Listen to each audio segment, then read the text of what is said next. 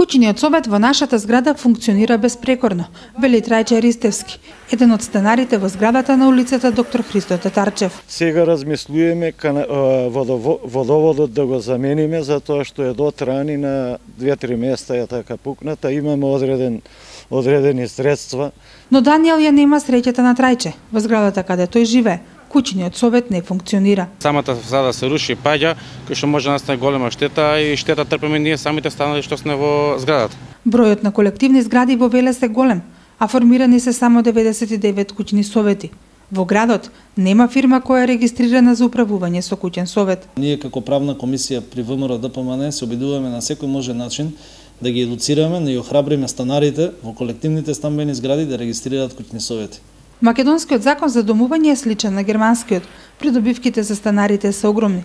И овој закон повеќе значи заштита на стамбен фонд отколку донесен закон за да ние ги чистиме влезовите. Тоа е сепак техничка култура на живење.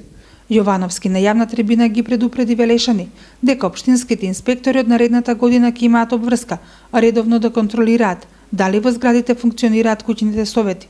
За непочитувачите казните биле големи.